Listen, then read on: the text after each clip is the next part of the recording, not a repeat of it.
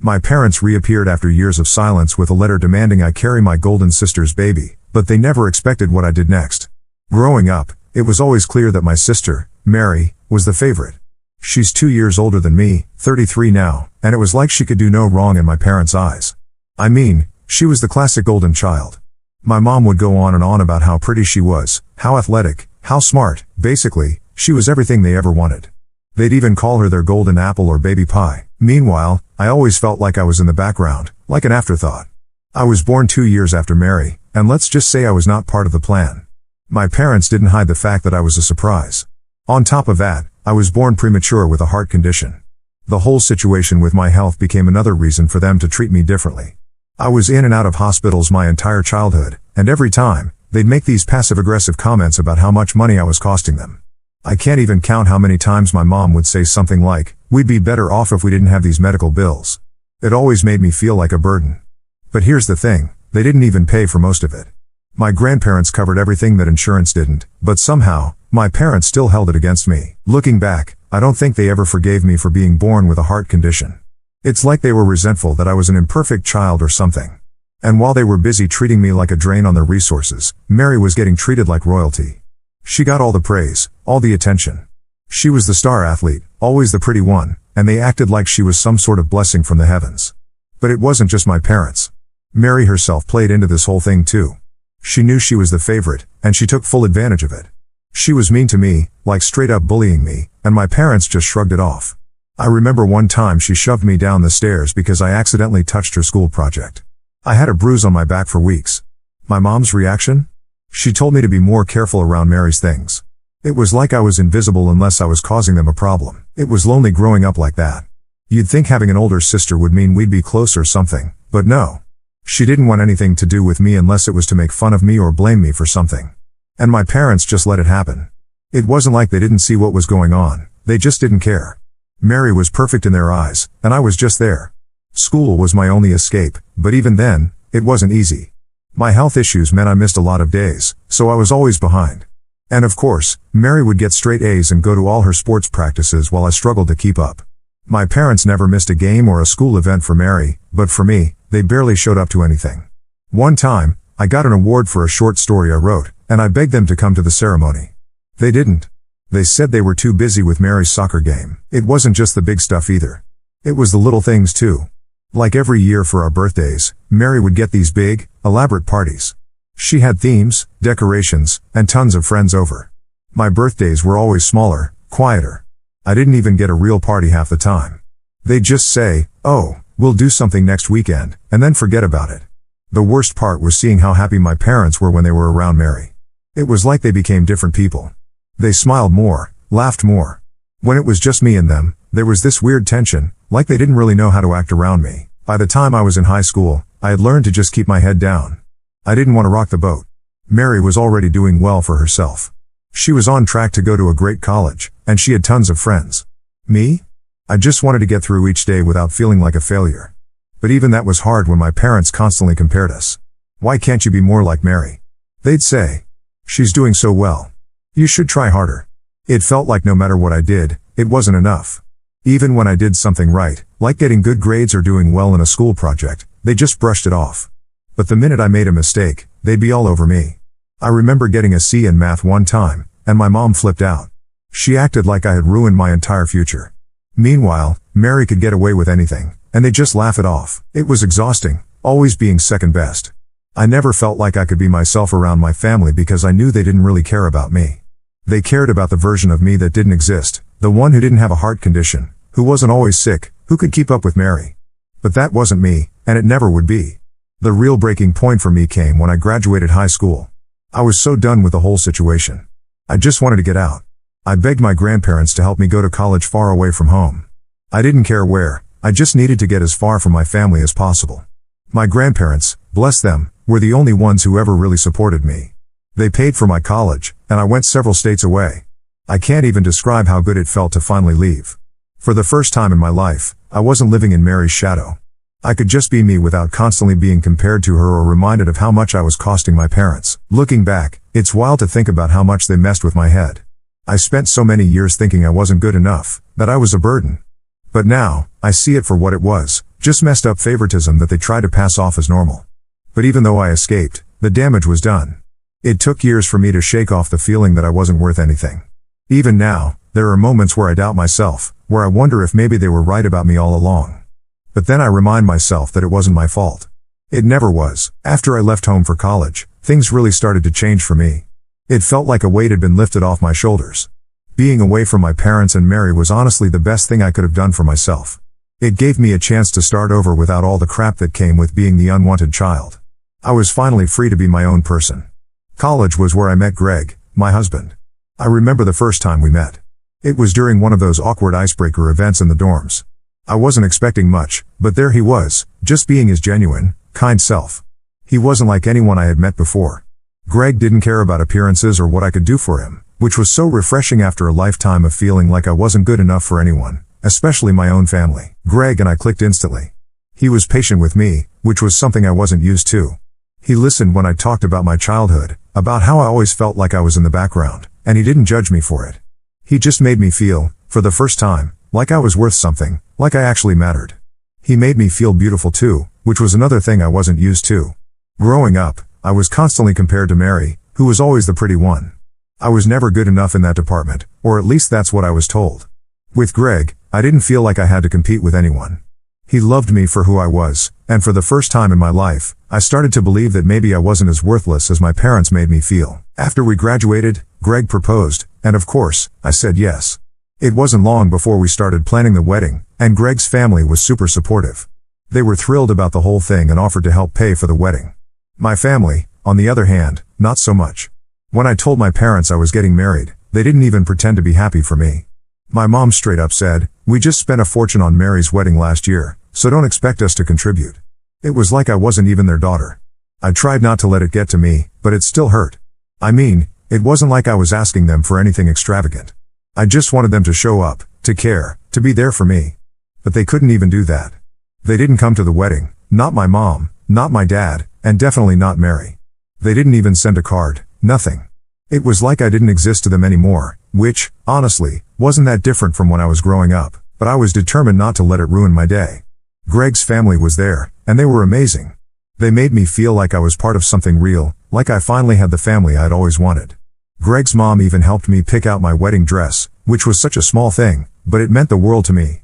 She treated me like her own daughter, and for the first time, I felt like I belonged somewhere. Our wedding was beautiful.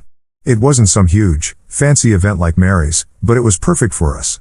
Greg and I got married in the city where we graduated, and it felt like a fresh start for both of us. We decided to settle down there, far away from the toxic mess that was my family back home. I kept in touch with my grandparents, of course, but outside of them, I barely spoke to my parents or Mary. Life was good. Greg and I built a life together, one that didn't revolve around constantly trying to prove my worth to people who didn't care. For the first time, I was genuinely happy. And then came the news that changed everything. I was pregnant. When I found out, I was a mix of emotions. I was excited, of course, but also terrified because of my heart condition. I knew pregnancy would be risky. My doctors had warned me about it for years, but now it was real. Greg was over the moon when I told him, but I could see the worry in his eyes too. We both knew this wasn't going to be an easy journey. The pregnancy was tough, as expected.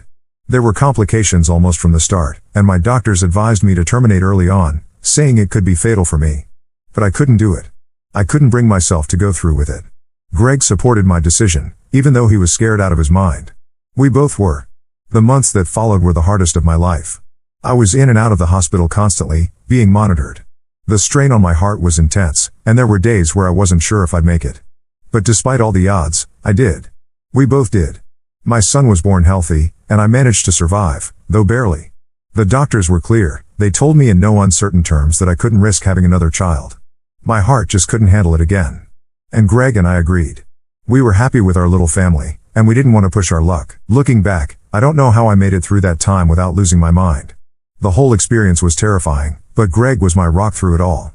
He never left my side, never once made me feel like I was doing this alone, and that's something I'll never forget.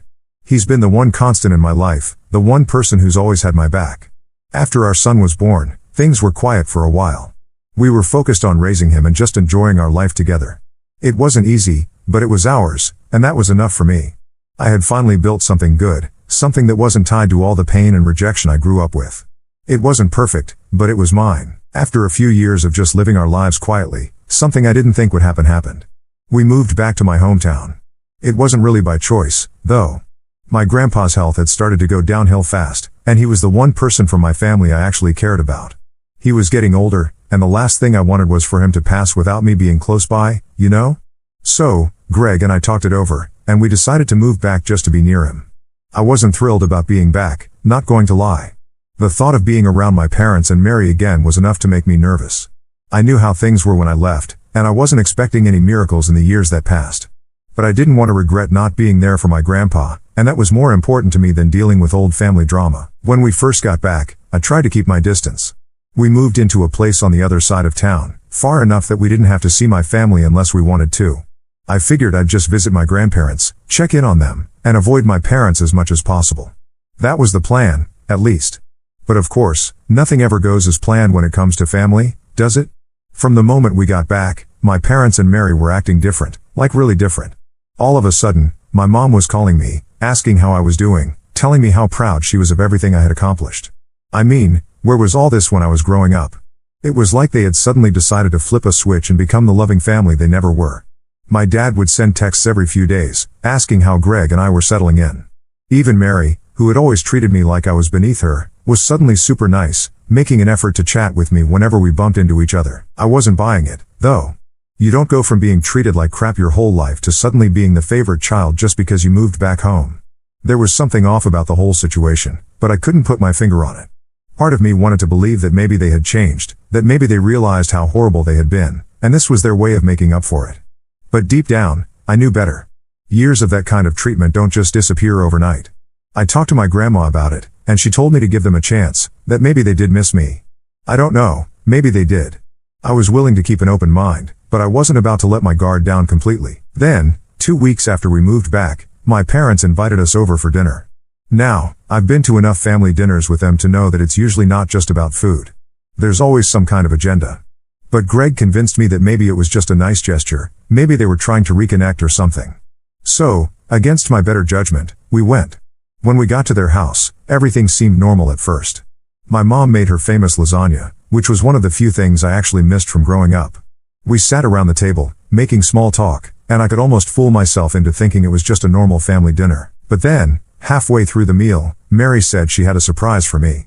She was sitting across from me with this smug smile on her face, and I instantly felt my stomach drop. Surprises from Mary were never good. She reached into her bag and pulled out a card. It was one of those fancy-looking envelopes, and she handed it to me like she was giving me some kind of award. I was confused, but I opened it, expecting maybe some kind of apology or a thank you note for moving back to be closer to the family. But nope, it wasn't that, not even close.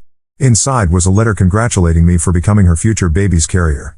I kid you not, she wrote it like I should be honored or something, like it was some privilege to risk my life for her. My first thought was that this had to be some kind of joke, but the look on her face told me she was dead serious. I couldn't believe it. I just sat there, staring at the card, trying to process what was happening. When I finally managed to speak, I told her I couldn't do it, that I physically couldn't carry another child. My pregnancy with my son had almost killed me, and the doctors had been very clear that I couldn't go through that again. I tried to explain it, but before I could even finish, Mary burst into tears. Now, normally, I wouldn't have cared if she cried, but my parents reacted immediately. My dad started yelling at me for being selfish, and my mom chimed in, saying that I should do this for family. It was like they didn't hear a word I had said about my heart condition, about how dangerous it would be for me to have another baby. The whole thing turned into this huge argument, with my parents and Mary ganging up on me, telling me that I was a terrible sister for not wanting to help her. I was in shock. I tried to stand my ground, but it was hard when they were all shouting at me like I was the worst person in the world. Greg, thank God, had my back the whole time. He stood up and told them we were leaving, that this was insane, and they had no right to expect me to do something like this. We grabbed our things and walked out. The drive home was quiet. I think we were both just in disbelief over what had just happened. Even now, thinking back on it, I can't believe the audacity of it all. I get that Mary is upset about not being able to have kids, and that sucks for her, but the fact that they thought it was okay to just spring this on me, to assume I would risk my life to carry her child without even asking me beforehand, it's beyond messed up. I haven't spoken to them since that night. Part of me feels guilty, like maybe I should have handled it differently, but at the same time, I know I did the right thing. My health comes first, always. The silence after that dinner was deafening. Days passed, and I didn't hear a word from my parents or Mary. Not that I was expecting them to apologize, but a part of me hoped they'd at least try to reach out, to explain themselves or something. But no, it was radio silence. Greg kept telling me I did the right thing, that I wasn't wrong for standing my ground, and I knew that deep down, but it still left me feeling, I don't know, guilty. I shouldn't have felt that way, but I did. It's weird how family can mess with your head like that. The thing that got me the most was how quickly everything turned. 1 minute, they're acting like they missed me, like they're so proud of me, and the next, they're screaming at me for not risking my life for Mary. I mean, who does that? Who goes from 0 to 100 that fast? It was like I was some tool they kept on the shelf for years, and now that they needed me, I was supposed to just jump at the chance to help. But here's the thing, I wasn't surprised. Disappointed, sure, but not surprised. This was how things had always been. Mary got what she wanted, no matter what, and I was always expected to just go along with it. Growing up, I'd seen it over and over again. It didn't matter if I was sick or struggling or hurting. If Mary needed something, that's where their focus went. So, when it came down to it, they didn't care about what my pregnancy did to me. They only cared about what it could do for her. A few more weeks went by, and I started to get used to the idea that maybe I wouldn't talk to my family again. I mean, how do you come back from something like that? I couldn't just pretend that dinner never happened, and I sure wasn't about to risk my life to carry a child that wasn't even mine. Greg and I talked about it a lot, and we both agreed that going no contact might be the best thing for us, for our family. My son didn't need to grow up around people who treated his mom like that. Then, one day, out of nowhere, I got a message from my mom. It wasn't long, just a text that said, "We need to talk." No, I'm sorry, no, let's work this out, just a cold, emotionless "we need to talk." I stared at my phone for what felt like forever, trying to decide what to do. Part of me wanted to ignore it, to block her number and move on with my life. But the other part of me, the part that still craved some kind of validation from my family, wanted to know what she had to say. I showed Greg the message, and he was pretty firm about it. He told me that if I responded, I needed to be ready for more drama. He was right, of course, but I still couldn't help myself. Against my better judgment, I replied. I kept it simple, just asked, "What do you want to talk about?" Her response came quickly. She said she wanted to meet, that it was important. I asked if Greg could come too, and she immediately said no. That was a red flag if I'd ever seen one. Why couldn't my husband be there? It wasn't like I had anything to hide, and if this was really about fixing things, shouldn't he be involved too? But no, she insisted it had to be just me. Despite all the warning signs, I agreed to meet her. I don't know what I was expecting, maybe some kind of heartfelt apology or at least an acknowledgement of what they'd done, but I should have known better. We met at a coffee shop in town, one that I hadn't been to in years. When I walked in, she was already sitting there, sipping her drink like it was just a normal day. No guilt, no remorse on her face, just casual, like this was a regular catch-up between mother and daughter. I sat down, and before I could even get a word out, she started talking. She didn't ask how I was doing or mention the dinner. She jumped right into it, saying that Mary was devastated and that I needed to reconsider my decision. I couldn't believe what I was hearing. There was no apology, no we were wrong. It was all about Mary, again. I sat there, stunned, as she went on and on about how Mary's life had been so hard, how she and Dad had been working to find solutions, and how I was the only one who could help. She even pulled the family sticks together card, like that meant anything coming from someone who had ignored me for years. When she finally stopped to take a breath, I told her, as calmly as I could, that my answer hadn't changed. I couldn't do it. I wouldn't do it. I reminded her of what the doctor said, about how dangerous another pregnancy would be for me, and that I wasn't willing to take that risk, not for anyone. I thought maybe, just maybe, she'd understand. But instead, she looked at me like I was some kind of monster. "You're being selfish," she said. "Mary needs you, and you're just turning your back on her." I couldn't believe it. After everything I'd gone through, after all the years of being treated like nothing, she had the nerve to call me selfish. I told her that I wasn't turning my back on anyone, that I was protecting myself and my family. But she didn't want to hear it. She kept pushing, kept trying to guilt me into agreeing. It was like nothing I said mattered. That's when I realized something. My family was never going to change. They were always going to see me as second to Mary, and no matter what I did, no matter how much I tried to explain myself, they would never understand. In their eyes, I existed to serve her, and the minute I refused, I became the villain. I stood up, told her I was done, and walked out of the coffee shop. I didn't look back, didn't wait for her to respond. I was done with the guilt, the manipulation, the constant feeling that I was never good enough. I wasn't going to let them drag me back into their toxic mess, not anymore. When I got home, Greg was waiting for me, and I told him everything. He wasn't surprised. He knew, just like I did, that this was how it was always going to be. But now, I felt something I hadn't felt in a long time: relief. I was finally free. After walking out of that coffee shop and telling my mom I was done, I really thought that might be the end of it. I mean, how many times do you have to slam the door shut before people realize you're not opening it again? But of course, they didn't get the hint. A few days after the whole meeting with my mom, I started getting texts from my dad. It was the same thing all over again. Your mom told me what happened, and we need to fix this. You're tearing the family apart. Tearing the family apart? Really? It's funny how they never said anything about the years of neglect or the way they treated me growing up, but now I'm the one tearing the family apart because I won't give them what they want. It was so typical. Everything was always flipped around so that somehow, I was the bad guy. I didn't even respond to his messages. I couldn't. I was done trying to explain myself to people who clearly didn't care about me in the first place. But it didn't stop there. My phone was blowing up. Mary, of course, started texting too, only her messages were a lot more intense. How can you be so selfish? You owe me this. I would do it for you in a heartbeat. First of all, that was a lie. Mary wouldn't do anything for me, let alone carry my child if I was in her position. She wouldn't even give me a ride to school when we were younger if it was out of her way. I don't know who she thought she was fooling, but it wasn't me. Her whole "I would do anything for you" act was just another way to guilt me into doing what she wanted. The messages kept coming, and I just couldn't take it anymore. It was like no matter how many times I said no, they refused to accept it. Greg kept telling me to block their numbers, to just cut them off completely. But it's hard, you know? Cutting off your family is a big decision, and even though I knew it was probably the best thing for my mental health, part of me still wanted to keep some kind of connection. I guess I wasn't fully ready to let go, even after everything. A few more weeks passed, and it was quiet again. I didn't hear from them, which, honestly, made me a little uneasy. I kept waiting for the next round of guilt trips or manipulation, but nothing came. I tried to focus on my own little family. Greg and our son were my world, and that's where my energy needed to be. But in the back of my mind, I knew something else was coming. It was just a matter of time, and then it happened. One day, out of nowhere, I got a call from my grandmother. She's always been the one person in my family who truly supported me, so when I saw her name on my phone, I picked up immediately. I expected her to ask how things were going or check in like she usually did, but the second I answered, I could hear the tension in her voice. "Sweetheart, I don't know how to tell you this, but your parents are planning something. You need to be prepared." My stomach dropped. "What do you mean, planning something?" I asked, trying to keep my voice steady. "They're talking about going to a lawyer. They're saying they'll take legal action if you don't agree to help Mary. Something about medical rights, surrogacy, I don't know exactly, but they're serious." I couldn't believe what I was hearing. Legal action? They were actually going to try and force me into this? I was speechless.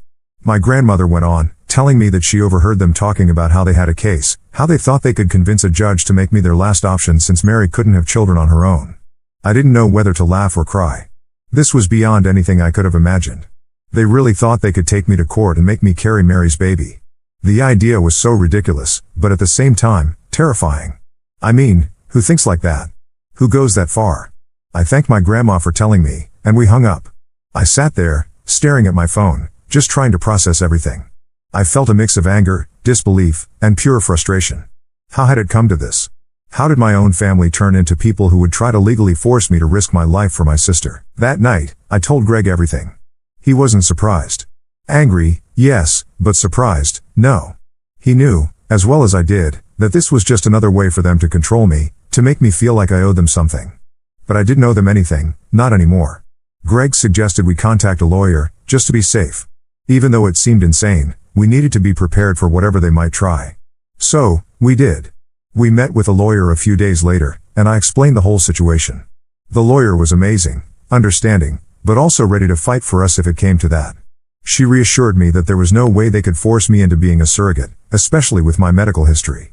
But she agreed it was better to be prepared in case they actually tried something. A few weeks went by, and I didn't hear anything. No legal threats, no more texts from my parents or Mary.